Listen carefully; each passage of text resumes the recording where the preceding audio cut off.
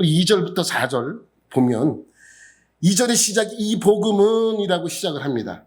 그런데 4절에 마칠 때는 뭐라 그러냐면 이 복음은 곧 우리 주 예수 그리스도 신이라. 그럼 그 가운데 점점은 뭐냐?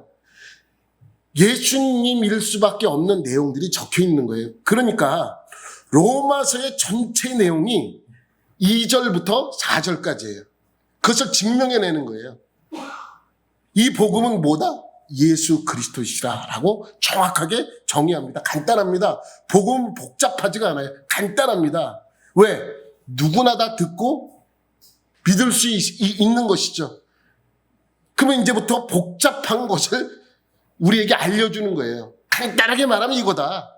그런데 이거인 이유가 무엇인지 여러분에게 설명해 시켜주겠다라고 쭉 로마서가 적혀 있죠. 이 점점점점점이 로마서의 전체 내용이에요.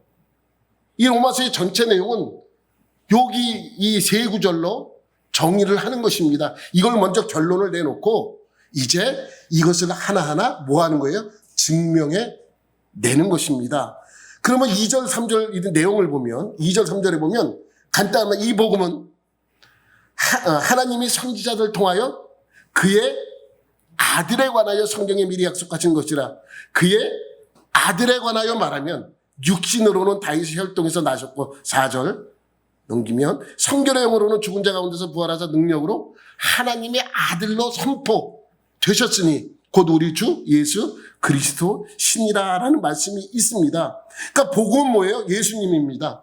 그러니까 복음은 예수님인데 예수님은 누구시라고요? 하나님의 아들이라는 거예요. 그러니 인간의 몸으로 오신 저 사람이 하나님의 아들이야? 라고 물음에 지금 이 로마서는 답을 하는 것입니다.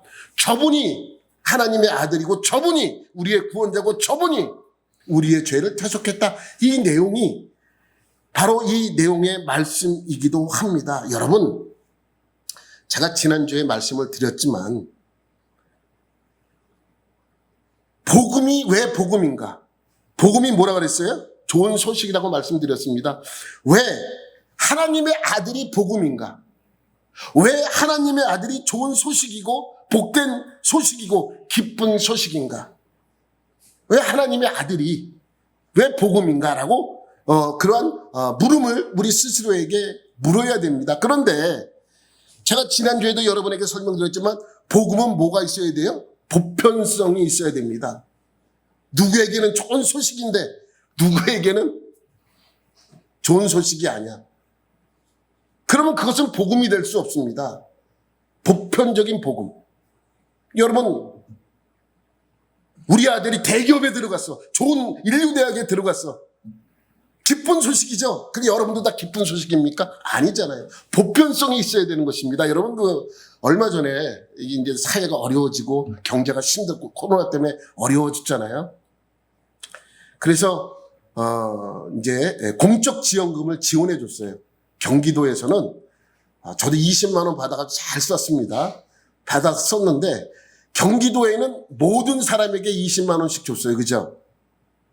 근데 서울은요, 제한을 뒀어요. 무슨 뭐 재산이 얼마만큼 그 소득세가 얼마만큼 이렇게 되면 그 제한을 둬서 어떤 사람은 받고 어떤 사람은 받지 못했어요. 우리 사촌 누나가 한 분 계시는데 서울에 살아요.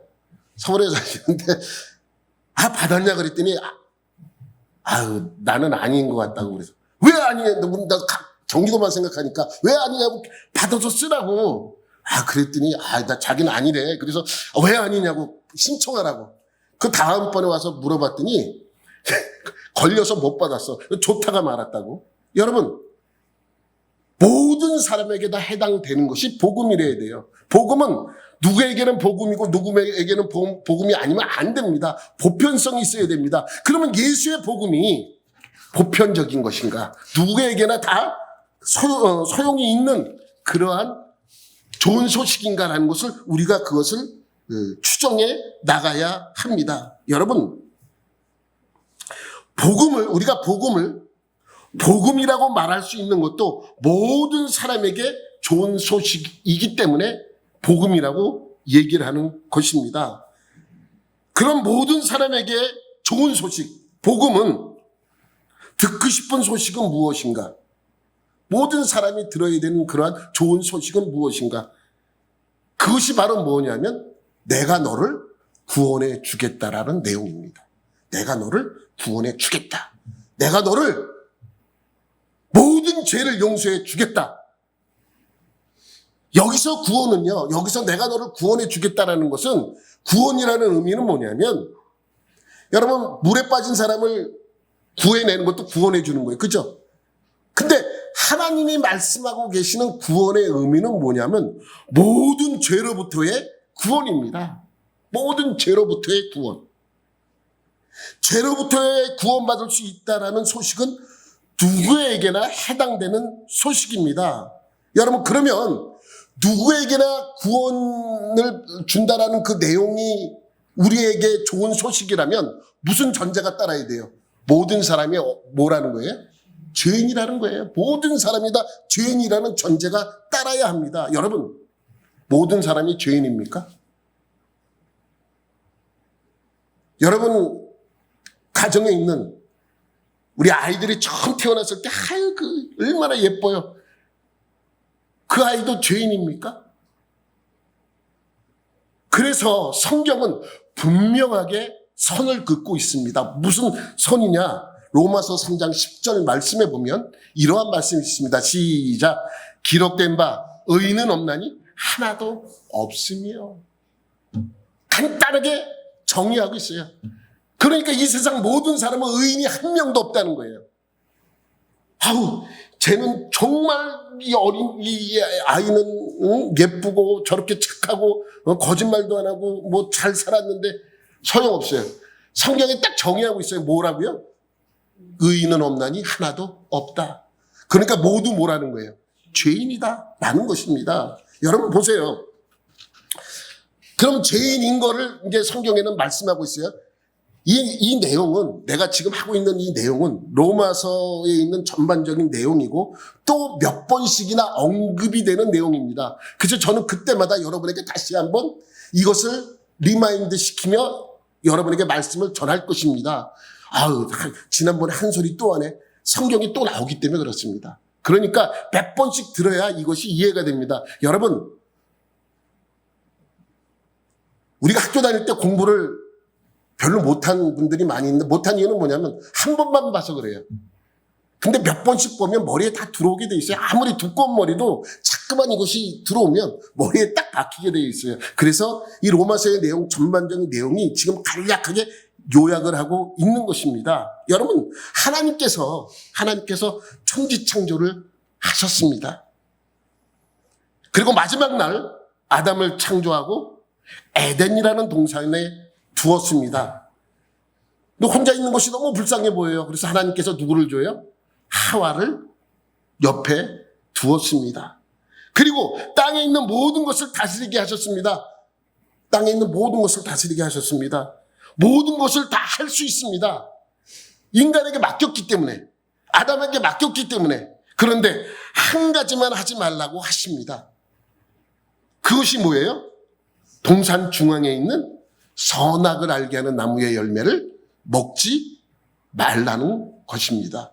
이것이 바로 인간에게 준 무슨 법이에요? 첫 번째 법이에요. 첫 번째 법. 인류 최초의 법은 그렇게 만들어졌습니다. 여러분, 모든 법을 보면요, 모든 법을 보면 무엇을 범죄를 하면 뭐가 있어요? 대가를 치러야 돼요. 그래서 어떤 범죄를 치르면 몇 년 이하의 징역과 얼마 이하의 벌금을 물린다라는 그러한 법이 전부 다 있습니다. 법이라는 게 그거 아니에요. 법이 있는데 지키라는 것인데 지키지 못할 경우에는 이러한 벌을 내가 너희에게 주겠다라고 그렇게 명시되어 있는 것입니다. 그렇듯이 선악을 알게 하는 나무의 열매를 먹지 말라는 법이 주어졌으면 그 법을 지키지 못할 때는 벌을 받아야 돼요. 그 벌은 뭐예요? 먹는 날에는 정녕 죽으리라. 그러니까 하나님의 법을 지키지 못한다는 것은 곧 뭐예요? 그 죄에 대한 대가가 뭐라고요? 죽음입니다. 그러니까 정녕 죽으리라. 그러니 하나님이 정한 그 선악을 알게 하는 나무의 열매를 먹지 말라는 법을 주었는데 그것을 지키지 못할 경우는 너는 죽음으로써 그 대가를 치러야 한다는 것이 하나님의 법입니다. 여러분, 인간의 법은 죄의 크기에 따라서 벌도 달라집니다. 범죄가 큰 사람은, 범죄한 것이 큰 사람은 벌도 크죠. 그리고 조그만 죄를 저지른 사람에게는 조그만 대가를, 벌을 받게 되어 있습니다. 얼마 전에 아주 충격적인 그러한 이야기를 인터넷에서 봤는데, 뉴스에서는 보지 못하고 인터넷에서 봤어요. 뭐냐면, 결혼을 반대한다고 여자의 아버지를 죽였어. 보신 분 계시잖아요. 그런데 그렇게 공모한 것이 딸도 같이 공모를 했어요. 딸도 자기가 좋아하는 그 남자를 반대한다고 아버지를 죽인다는 것을 둘이 공모를 해서 아버지를 술 취하고 자고 있는 아버지를 남자친구를 불러서 문을 열어줘서 와서 죽였어요. 근데 아마 그 아이들이 약간의 지체장애가 있는, 정신장애가 있는 것 같아요. 이렇게 100% 정상적인 사람은 아니에요. 그런데 이제 변호인단이 이 정신적인 어떤 문제 때문에 그랬다라는 것을 했는데도 인정되지 않았어요. 왜? 계획하려고 모든 것이 다 계획적이었어요. 계획해서 갈아입을 옷까지. 사람을 죽이면 피가 묻잖아요. 그럼 갈아옷을 입을 옷, 또 칼도 일주일 전에 미리 사가지고 보관하고 있다가 그렇게 범행을 저지른 거에 대해서 그 남자에게는 18년, 여자에게는, 그 딸에게는 15년이라는 벌을 내리게 된 것입니다. 여러분, 그렇게 사회에서 모든 법들은 그 죄의 크기에 따라서 벌이 달라집니다. 어떤 사람은 15년, 어떤 사람은 1년, 어떤 사람은 집행유예, 어떤 사람은 벌금형, 뭐 이렇게 달라지기도 합니다. 그런데 재미있는 것은 하나님의 법은요, 또 성경에는 죄의 크기에 따라서 그 벌이 달라지지 않습니다. 하나님께서는 주신 법은 인간이 죄를 지으면 그 죄에 대한 대가는 단 하나예요. 뭐예요? 죽음입니다. 다른 걸 주지 않았어요. 그러니까 내가 범죄를 하면 그 범죄에 대한 대가, 그 벌을 죽음으로써 갚아야 되는 거예요. 난 조그만 죄를 지었는데, 큰 죄를 지었는데 상관이 없어요. 죄는 곧 죽음이다 라고 말씀하고 있습니다.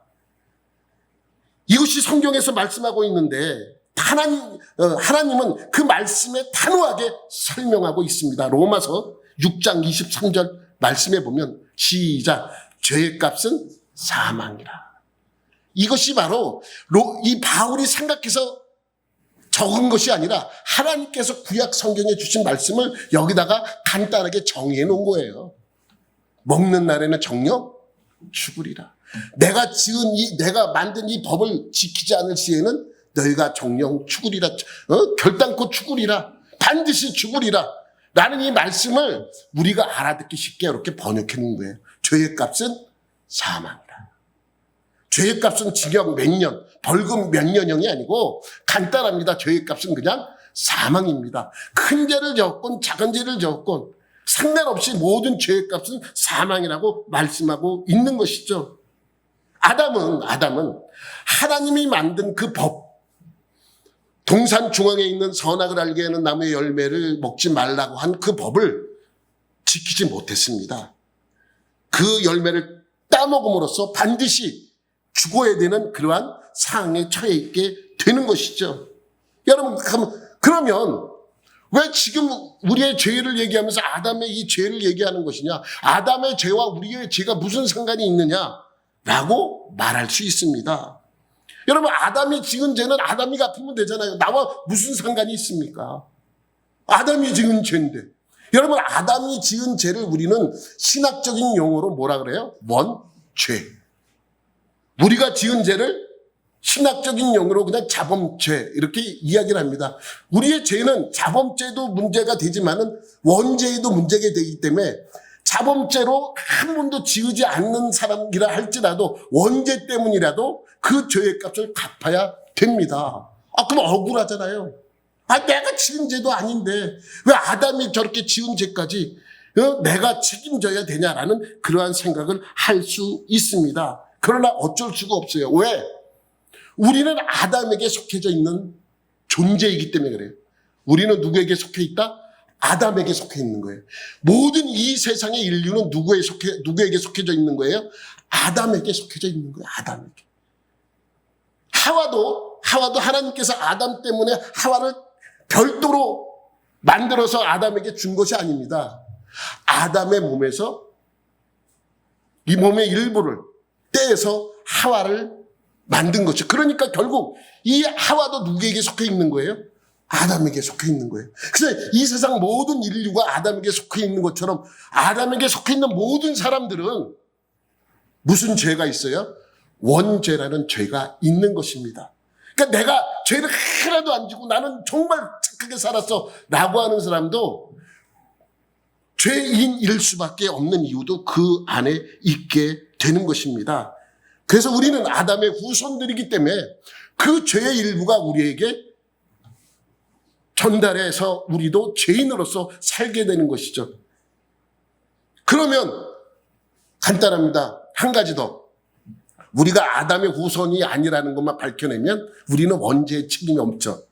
그래서 세상 사람들은 진화론을 믿는 거예요.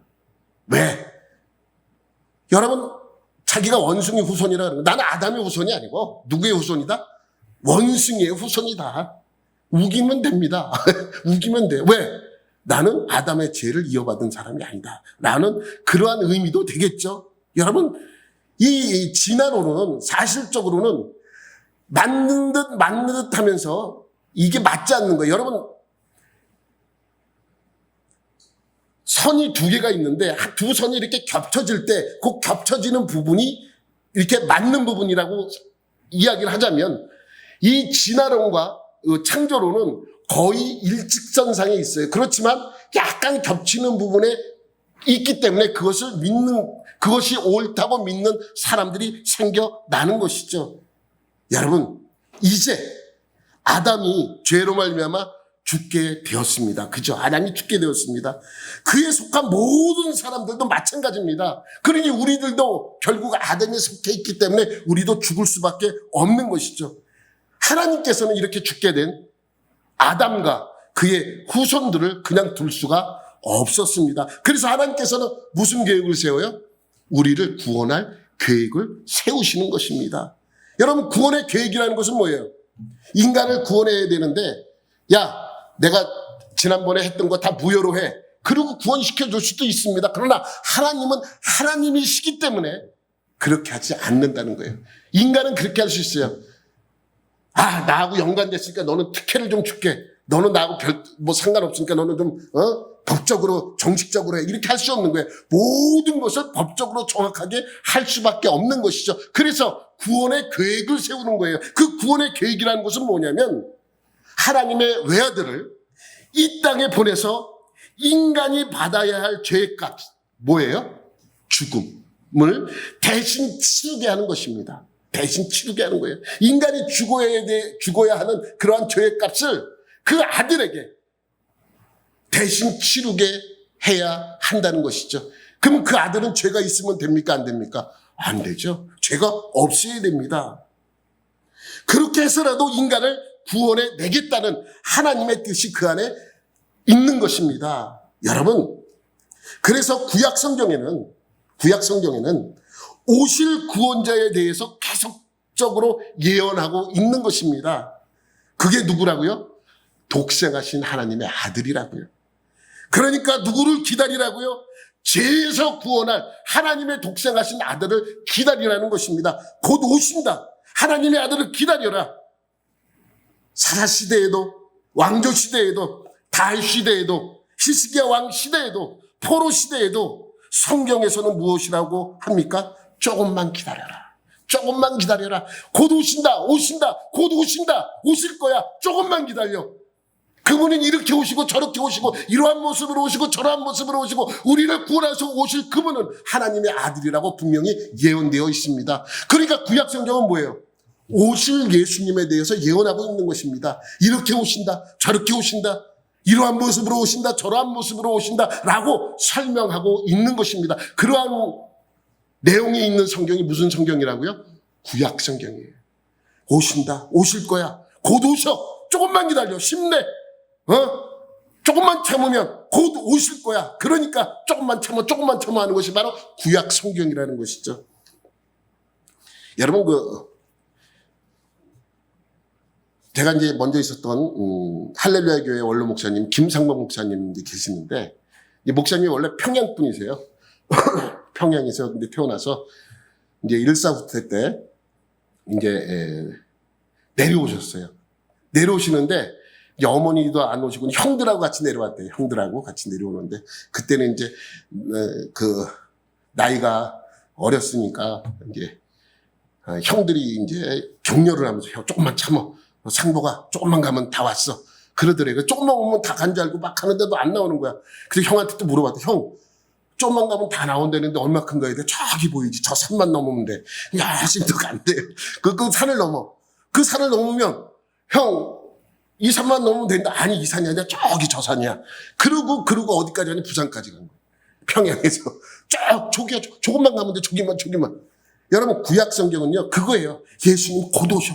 그래, 조금만 참아. 기다리면 곧 오실 거야. 여러분, 어느 날 어느 아이가 이제 아버지가 없어요. 엄마만 있어. 근데 엄마는 아버지 어디 있어라고 물어보면 아버지 외국 나가 있어. 여러분, 대부분 보면 아버지가 없는 아이들한테 그렇게 이야기하죠. 엄마, 아빠 어디 있어? 그러면 돌아가셨군, 뭐 하든 다 없으면은 외국에 나가 계셔, 뭐 이렇게 편하게. 이 아이는 속상한 거예요. 정말 아버지가 계시는지 안 계시는지 모르겠는데 자꾸만 엄마한테 물어보면 사진도 보여주면서 이게 아버지인데 일 마치고 우리 때문에 지금 나가서 그곳에 가고 계시는데 일 마치면 곧 오실 거야. 언제 오세요? 언제? 곧 오실 거야. 조금만 기다려. 일만 마치면 돌아오실 거야. 애들이 맨날 놀아요. 아버지 없는 애들이라고 놀리고 뭐 계속 놀립니다. 이 아이는 속상합니다. 엄마가 곧 오실 거야 그러면 희망이 생겼다가도 이 아이가 금방 풀이 죽을 수밖에 없죠. 왜? 아버지가 오시지 않으니까. 그리고 그렇게 기다리는데 어느 날 엄마가 뛰어들어오면서 얘기합니다. 아빠가 오셨어. 빨리 나가자. 그 아이에게는 그 소식이 무슨 소식이에요? 좋은 소식이에요. 복음이에요, 복음. 그거예요. 구약 성경에 오신다. 구약 때 오신다는 복음이 아니야. 언제 복음이 되는 거예요? 오셨다. 이게 복음이에요. 그러니까 신약 성경에 세례 요한이 예수님을 향하여 얘기해요. 나는 그의 신들매, 신발끈 묶기도 내가 감당하지 못한 그분이 곧 오신다라는 것을 전파하고 있잖아요.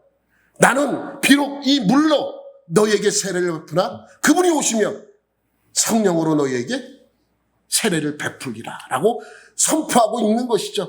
그분이 오셨어요. 이 오신 그것이 뭐예요? 복음이라는 거예요. 기쁜 소식, 좋은 소식, 기다렸던 그것이 이루어진 것이 바로 복음이라고 말할 수 있는 것입니다. 왜? 그것이 기쁜 소식이기 때문에 그렇습니다. 그것이 좋은 소식이기 때문에 그렇습니다. 그래서 오랜 시간 이스라엘 역사에 걸쳐서 구약 성경에서 선지자들을 통하여 미리 약속되어 왔다고 말씀하고 있는 것입니다. 여러분, 그것을 다시 한번 짐작해 보면 복음의 내용이 하나님의 아들에 관한 것이고 선지자들을 통해 하나님께서 알려주셨다는 말은 결국 모든 구약 성경은 무엇에 관한 기록이라고 말할 수 있습니까? 예수님에 관하여 기록된 것이라고 말할 수 있습니다. 하나님의 아들에 관하여 기록된 것이라고 말할 수 있습니다. 그러니까 우리가 보고 있는 구약 성경 전체의 내용은 하나님의 아들이신 예수님에 관한 내용이십니다. 오신다가 구약 성경이라면 신약 성경은 뭐예요? 오셨다. 이게 바로 신약 성경이 돼야 합니다. 여러분, 구약 성경이 오실 예수님에 관한 내용이라고 말씀을 드리는데 그것이 바로 2절 말씀에 언급하고 있는 것입니다. 우리 2절 말씀 다시 한번 보면 시작. 이 복음은 하나님이 선지자들을 통하여 그의 아들에 관하여 성경에 미리 약속하신 것이다. 내가 하는 얘기가 아니라 성경에 그렇게 기록이 되어 있다고요. 성경에 성경에 미리 약속하신 것이잖아요. 엄마가 아빠 곧 오실 거야. 기다려. 오신다 그랬어. 일 마치면 오실 거야. 오실 거야. 그러던 아버지가 오셨어요. 오셨을 때 그 아들과 어머니는 그 기쁨에 그 아버지를 맞이하게 되는 것이죠. 그러니까 구약 성경은 그 이야기입니다. 오실 거야. 오신다. 곧 오신다. 이 내용이 그의 아들에 관한 내용이라고 말씀하고 있는 것입니다. 이것이 구약에 기록된 것이 이 첫 번째 이유라면 두 번째는 무엇이냐면 3절에 이야기하고 있습니다. 3절 말씀 보면 시작. 그의 아들에 관하여 말하면 육신으로는 다윗의 혈통에서 나셨고 뭐 해야 돼요? 다윗의 후손이래야 돼요. 그 하나님의 아들인 그분은 다윗의 혈통으로 나신 분이라 한다고 말씀하고 있는 것입니다. 다윗은 유다 지파에 속한 사람입니다. 그러니까 유다 지파이면서 다윗의 후손이라야 이 하나님의 아들 메시아라고 그리스도라고 말할 수 있는 것입니다.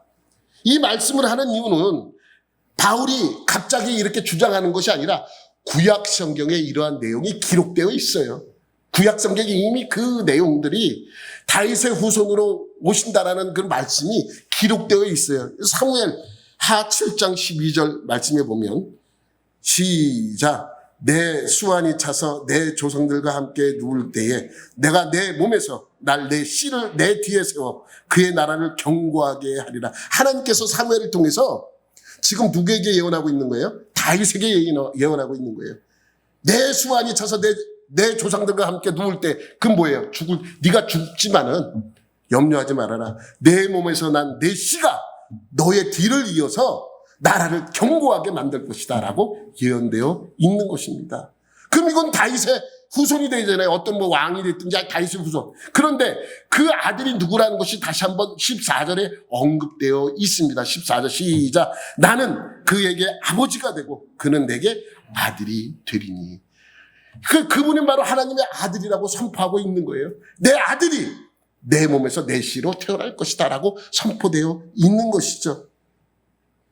그래서 마태복음에도 누가복음에도 예수님의 족보가 기록되어 있습니다. 마태복음의 족보는 어떻게 기록되어 있어요? 여러분 사람들 성경 읽으라 그러면 마태복음 딱 처음에 신약성경 읽으면 이 족보 나와서 지루해서 덮는 사람들 많잖아요.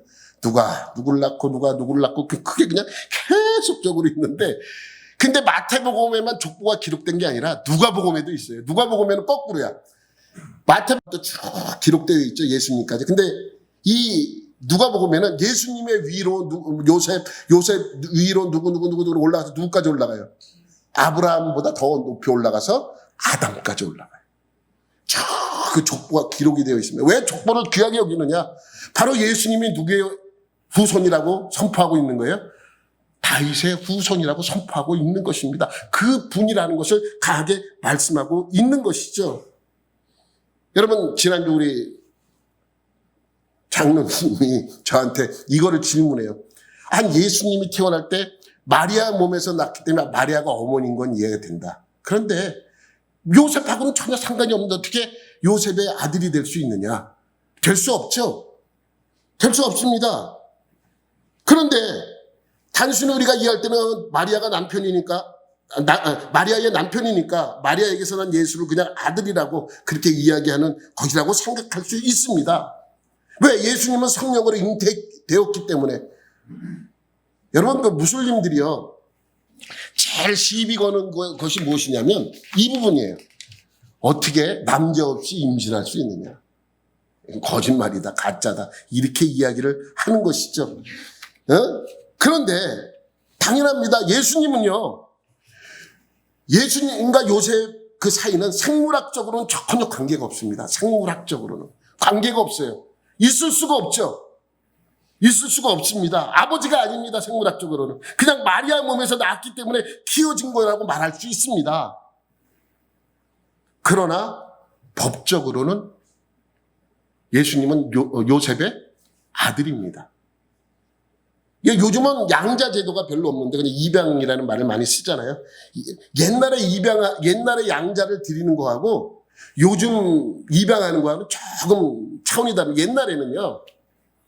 왜 아들이 없는 가정에 다른 집 아들을 입양을 해요. 양자를 데리고 와요. 양자로서 이제 키웁니다. 제일 큰 이유가 뭔지 아세요? 제사 드리려. 제사 드리는, 사람을 세우기 위해서 그 아들을 드리는 것입니다. 그런데, 여러분, 옛날에 그렇게 드리는 이유가 양자예요? 내 아들입니까? 아니잖아요. 근데 내 아들입니까? 맞아요. 내 아들이에요. 법적으로 아무 문제가 없어요. 여러분, 아들이 7되는 목사님이 계셨대요. 아들이 많은 목사님. 근데 그 목사님 친구 중 한 분이 자식이 없는, 한 명도 없어. 너무 힘들어. 근데 이 7명이 되는 아들을 둔 목사님 너무 힘들다고 맨날 자식이 없는 이 목사님한테 맨날 가가 이 아들 자식들만 많으니까 힘들다고 맨날 이래 얘기를 하니까 어느 날 자식이 없는 이 목사님이 그 친구 목사한테 그렇게 얘기를 했대요. 우리가 아들이 없어서, 우리 자식이 없어서 그런데 네가 데리고 있는 아들을 중에서 한 명만 내게 양자로 주면 안 되겠냐고. 그러냐고. 그 한 명 데려가서 키우겠냐고. 그래, 내가 데려다 키울 테니까, 잘 키울 테니까 한 명만 달라고. 그래서 이 목사님 알았다고 우리 아내랑 상의해서 내가 한 명을 보내겠다고. 그런 집에 와서 아내랑 상의했어요. 곰곰이 생각하고 기도해보고 해도 이제 그 아내하고 사모님하고 얘기를 합니다. 첫째는 줄 수가 없다는 거예요. 왜? 장남이죠. 장손이잖아요. 장손이니까 줄 수 없다. 그럼 둘째를 주자. 둘째를 주려고 보니까 이 아이가 너무너무 똑똑한 거야. 그게 너무 아까운 거예요. 주기가. 그래서 둘째를 말고 셋째를 주자. 셋째를 주려고 보니까 너무 몸이 약해. 줘도 욕먹을 것 같아. 그래서 셋째도 내가 키웁시다. 우리가 키웁시다. 그러면서 넷째, 다섯째, 여섯째, 7째까지 왔어요. 7째를 줍시다. 막내를 주면, 막내는 너무 어린 거예요. 너무 안쓰러운 거야. 한 명도 주지 못했다고 그렇게 이야기가 있습니다. 지금은 양자로 드리고 입양하는 그런 경우가 많지 않은데 예전에는 양자를 많이 드리기도 했었습니다. 그런데 여러분 아셔야 될 것이 뭐냐면 아들이 없던 가정은 자신의 핏줄이 끝나는 것을 원하지 않아서 아들이 많은 다른 사람의 아들이나 또 친척 중에 아들이 많은 친척 중에 한 명을 데려다가 양자로 삼았습니다. 그러한 경우가 많았습니다. 우리 아내도 딸만 6이에요. 그 장모님이 조카의 아들을 양자로 드린 적이 있어요. 양자로만 법적으로 만들어 놓은 거야. 그렇지만 그 아이는 조카 손자라 그래야 되나? 그럼 그냥 자기 생활을 하는 거예요. 그 집에서 자기가 낳아준 부모님 밑에서 살아. 근데 법적으로는 뭐예요? 우리 장모님 아들로 돼 있는 거예요. 우리 장모님 무슨 문제가 생기면 법적으로 그 아들로서 역할을 할 수 있는 권리가 있는 것이죠. 그렇게 되는 것은 뭐냐면, 양자로 드리는 것은 우리 가정에 이러한 아들이 없으니까 너희가 와서 아들의 직분을 다 해라.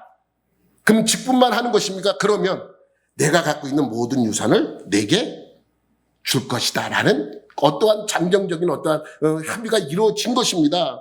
그러면 그 양자는 누구의 아들입니까? 내 아들입니까? 낳아준 사람의 아들입니까? 물론 낳아준 분의 아들도 되지만은 법적으로는 분명히 양자로 드린 그 사람의 아들인 것을 알아야 합니다. 사실 낳거나 기른 거에 상관이 없습니다. 법적으로는 아들이 누가 되느냐 따라 많이 달라지기도 합니다. 우리가 하나님이 나를 직접 낳지 않는데 우리는 하나님의 자식이라고 그러잖아요. 그래서 성령을 받은 사람은 양자의 영을 받았다고 하는 이유도 거기에 있는 것입니다. 요셉은 생물학적으로 예수님과 전혀 관계가 없습니다. 하지만 법적으로 예수님은 요셉의 아들이십니다. 이유가 있어요. 언제 요셉이 예수님을 양자로 드린다고 했습니까? 받아들인다 했습니까? 그런 적이 있어요. 어느 날 마리아와 요셉이 이제 결혼이 혼담이 오고 하니까 둘이 약혼을 하게 돼요. 약혼을 하고 나서 이제 결혼을 이제 날짜를 잡고 결혼을 이제 하려고 하는데 어느 날 보니까 이 마리아가 배가 불러오는 거예요. 깜짝 놀라지 않을 수가 없죠. 물어보니까 임신했대. 그래서 조용히 관계를 끊고자 했습니다. 그런데 어느 날 꿈속에서 천사가 나타나서 그 마리아를 버리지 말라고 이야기를 합니다. 네 아내로 데려와라. 그 아이는 임신한 거 맞다. 마리아가 임신한 거 맞는데 그 임신한 아기는 하나님의 아들이며 이 세상의 모든 사람들을 구원할 자이다 라고 설명을 해주는 거예요. 그러면서 네가 그 아내를 버리지 말고 데려오고 그 아이를 너의 아들로 삼으라라는 그러한 말을 듣고 이름까지 지어줘요. 천사가 뭐라 그래? 그 이름을 뭐라 하라? 예수로 하라. 그래서 버리지 않고 마리아를 받아들인 거예요. 그것은 뭐냐면 잠정적인 동의예요. 그 마리아를 받아주면서 그 뱃속에 있는 아이도 내 아들로 받아주겠습니다. 생물학적인 아들은 아니지. 생물학적으로 예수님이 아들은 아니지만 아들로 받아들인 것이죠. 그러니까 예수님은 요셉의 아들인 거예요. 그러니 그 예수님은 다윗의 혈통으로 나왔다라고 말할 수 있는 것이죠. 여러분, 그래서 3절에 다시 한번 말씀 우리가 보면 3절 말씀 보면 3절 보면 시작. 그의 아들에 관하여 말하면 육신으로는 다윗의 혈통으로 나셨고, 생물학적으로 얘기하는 것이 아니라 법적으로 얘기하는 거예요. 요셉이 받아들였기 때문에 예수님은 이제부터 요셉의 아들로서 성장하게 되는 것이죠. 그리고 세 번째 조건이 뭐예요? 세 번째 조건이 또 하나가 있습니다. 4절 말씀에 보면 시작. 성결의 영으로는 죽은 자들 가운데서 부활하사 능력으로 하나님의 아들로 선포되셨으니 곧 우리 주 예수 그리스도 신이라. 성결의 영. 성결의 영. 성결의 영이라고 표현한 이유가 있을까요? 여러분, 왜 예수님의 영을 성결의 영이라고 표현했을까요? 나중에 이제 이 얘기도 이 로마서에 상당히 많이 언급이 되어 있는데, 여러분, 모든 인간의 구성은 영과 혼과 육으로 구분합니다. 이것을 신학적인 용어로 삼분설이라 그래요. 삼분설. 영, 혼, 육을 따로따로 구분해서 생각할 수 있는 걸 삼분설이라 그래요. 이분설도 있어요. 이분설은 뭐냐면 육과 영혼을 하나로 보는 거예요. 영혼을 하나로. 그걸 이분설이라 그래요. 그래서 어떤 학자들은 삼분설을 주장하는 학자들도 있고 어떤 학자들은 이분설을 주장하는 그러한 분도 있습니다. 근데 성경에도 영혼이라는 말을 이렇게 하나로 쓰는 경우도 있지만 영과 혼과 육을 분리해서 쓰는 경우도 있었습니다. 데살로니가 전서 5장 23절에 보면 이러한 말씀이 있습니다. 시작. 평강의 하나님이 친히 너희를 온전히 거룩하게 하시고 또 너희의 온 영과 혼과 몸이 우리 주 예수 그리스도께서 강림하실 때에 흠없게 보존하기를 원하노라. 여러분, 여기서 보면 영과 혼과 몸이 구분되어서 말씀하고 있어요. 그래서 이러한 말씀을 근거로 해서 삼분설을 인정하는 경우가 많이 있죠. 성경에도 물론 영혼이라는 말을 하나로 표현한 적이 많이 있습니다. 더 많이 있어요. 영혼, 육을 분리해서 설명하는 것보다 영혼을 하나로 설명한 적이 많이 있습니다. 그러면 성경에 사람이라고 얘기하면 영혼, 육이 없는 사람입니까? 그렇지 않잖아요. 사람 그러면 사람이 이러한 구성으로 되어 있듯이 영과 혼과 육이 포함된 사람을 가리켜 사람이라고 그냥 이야기하는 거와 마찬가지죠. 그러면 3분설도 틀리고 2분설도 틀리고 1분설이 맞죠. 그러면 영과 혼과 영혼, 육이 하나로 되어 있다라고 해야 맞는 것이죠. 그런 문제가 생겨요. 인간이 죽으면 끝이야. 하나기 때문에. 그래서 이제 영과 혼과 육 3분설이나 2분설이나 이 내용들이 많이 이제 우리가 얘기하고 있는데, 여러분, 좀 더 여러분이 이것을 좀 쉽게 이해하도록 제가 설명을 드릴 거예요. 아주 조금 문제가 있을 수 있어. 그러나 여러분이 쉽게 이해되기 위하여 그렇게 설명을 하는 것이에요. 그런데 전혀 근거가 없진 않아요. 맞는 소리예요. 99.999%가 맞아. 0.0001%가 약간 생각을 해야 될 부분이지만 이해하는 데는 도움이 돼요. 여러분에게 설명을 드리겠습니다. 여러분, 이것은 우리가 참 많이 생각을 해야 될 부분인데, 여러분에게 한 가지 질문할게요. 영이 깨끗합니까? 더럽습니까? 또 목사님 그냥 설교하지 무슨 질문까지 하고 그래. 헷갈리게. 그럼 우리의 육체가 더럽습니까? 깨끗합니까? 더러워요? 깨끗해요? 그럼 영이 더럽습니까?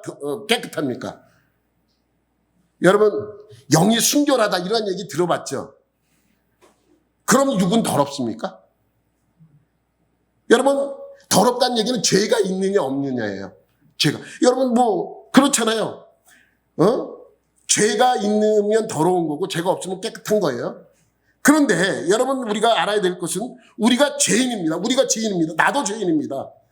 나의 존재가 영과 혼과 육이 있는데 그럼 무엇이 죄가 있어요? 무엇에? 영의 죄가 있습니까? 혼의 죄가 있습니까? 육의 죄가 있습니까? 여러분 이거 잘 이해를 하셔야 됩니다. 여러분 우리의 혼이 죄가 있는 거예요. 죄라는 것은 왜냐하면 물론 우리의 육체가 죄에 가까이 있다는 것은 사실이에요. 죄에 가까이 있어요. 이 세상에 살고 있기 때문에. 그러나 우리의 육체가 더럽진 않아요. 뭐가 더러운가? 내가 더러운 거예요. 내가 뭐예요? 혼이에요. 왜 혼이라고 얘기하냐면 혼은요. 여러분 이런 얘기 들어보죠. 혼은 생각하고 결정하고 연구하고 경험하고 싫어하고 좋아하고 사랑하고 이러한 것이 내가 하는 거예요. 혼이 하는 거예요. 혼은 지정의를 관장하는 것입니다. 지정의, 지식과 감성과 의지를 다 주장하는 것이 내가 하는 거예요. 내가 혼이죠. 혼. 성경에도 그러한 표현이 많이 있습니다. 그러면 혼이 그러한 것을 주장한다면 육은 뭐고 영은 무엇인가? 그럼 좀 더 우리가 쉽게 이해하기 위해서 육과 영의 역할을 우리가 한번 알아봐야 합니다. 육은요, 또 영은요, 집과 같은 거예요. 집과 같은 거예요. 육체는 나를, 육체는 혼을, 나를 육의 세계와 연결해주는 존재예요. 육의 세계와.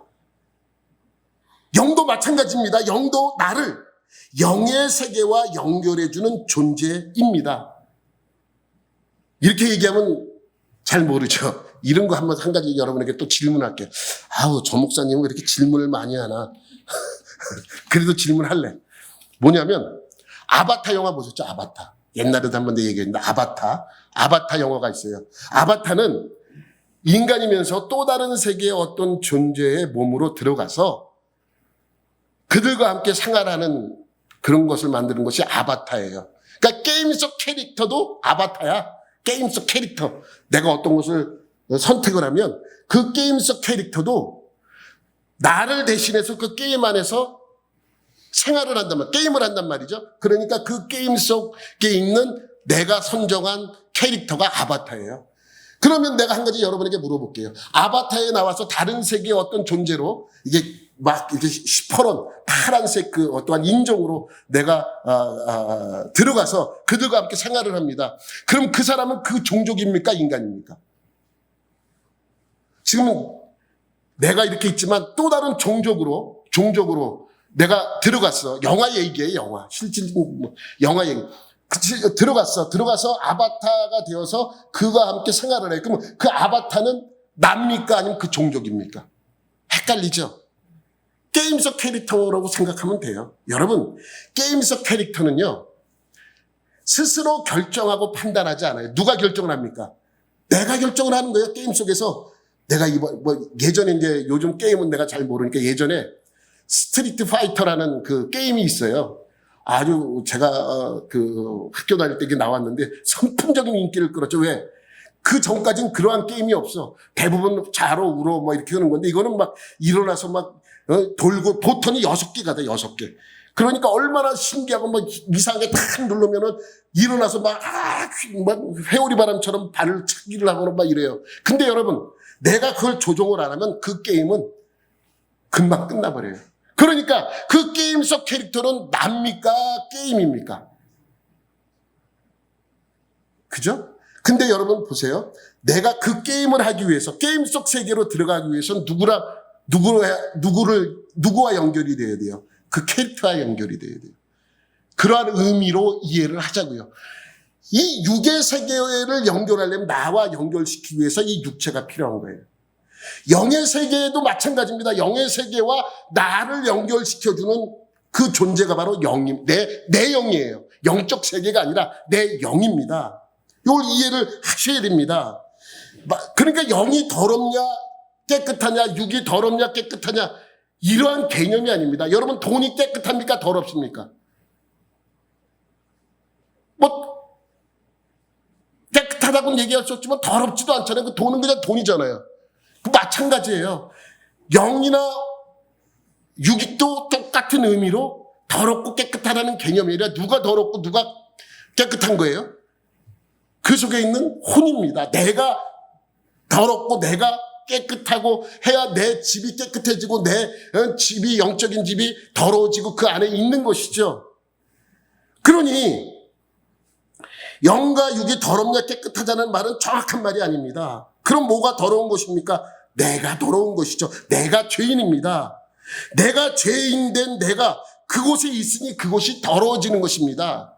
여러분, 제가 2003년도쯤에 그 미국에 잠깐 살았는데 제가 오렌지 카운티라는 곳에 교회가 있었어요. 그곳에서 부목사를 한 1년 정도 했는데 그 주변에 오렌지 카운티가 원래 백인 마을이었는데 거기 살기가 참 좋으니까 멕시칸들이 하나 둘 와서 살다 보니까 백인들이 다 도망갔어요. 이사를 갔어요. 그래서 멕시칸 마을이에요.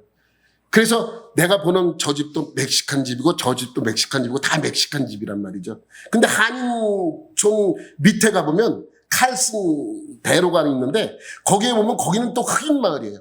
다 흑인 집이에요.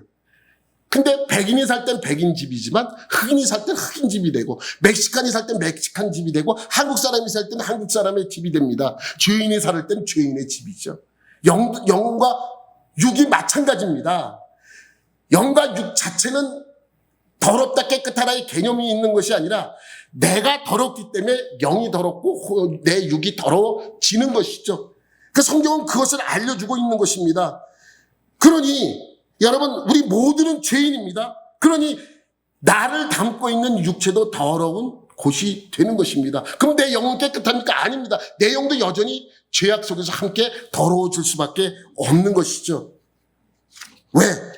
혼이 생각하고 혼이 판단하고 혼이 결정하기 때문에 그렇습니다. 그러니까 그러한 영은 무슨 역할을 하고 혼은 무슨 역할을 하고 그 영이 큰 문제예요. 큰 문제라 그래서 문제점이 있다는 것이 아니라 큰 문제라고 얘기하는 것은 뭐냐면 이 영이 있기 때문에 육은요 이제 죽을 수밖에 없는 존재로 바뀌어졌잖아요. 그래서 죽어야 됩니다. 그런데 영은 아니에요. 영은 어떻게 돼요? 영원히 존재하는 거예요. 영원히 존재하는 거예요. 내 영이. 내가 죽어도 내가 영원히 존재하는 이유는 뭐 때문이다? 나의 영 때문이에요. 내 영 때문에 내가 존재하는 거예요. 영원히 존재하는 거예요. 죽으면 끝난다? 육은 끝나죠. 지금 갖고 있는 이 육은 끝날지 모르지만 내 영은 끝나지가 않습니다. 그래서 나는 영과 함께 영원히 살아가는 거예요. 그런데 영과 함께 영원히 사는데 용서받지 못한 존재로 영원히 있는다면 그 영원히 죽지 못하는 영이 그 죄의 값을 치르기 위하여 죽어야 되는 그런 고통을 당해야 돼요. 영원히 살면서 죄의 값을 갚아야 되는 거예요. 그래서 지옥이라는 거예요. 왜? 그렇게 살아야 되기 때문에. 그런데 이 땅에 있을 때 예수 그리스도로 말미암아 용서함 받은 우리는 어떻게 돼요? 죄가 없기 때문에 우리가 영원히 죄 없는 곳에서 하나님과 더불어 영원히 산다는 것이죠. 그것이 바로 하나님의 나라인 것입니다. 이것이 복음입니다. 너희를 구원시켜 주겠다. 너희의 죄를 사여 주겠다. 내가 너희를 영원히 죄 없는 존재로 만들어 주겠다는 것이 바로 하나님의 약속이요. 그것이 복음이라는 것이에요. 누구로 말미암아? 예수 그리스도로 말미암아. 이것이 복음이죠. 복음이라는 것은요. 우리의 죄값을 치르고 우리가 영원히 살 수 있게 만들어 주겠다는 약속의 말씀입니다. 다음 주에도 계속해서 이것에 대해서 좀 더 자세히 설명드리겠지만 복음을 우습게 생각하지 마십시오. 엄청난 결과가 기다리고 있습니다. 순간의 선택이 영혼을 좌우할 것입니다.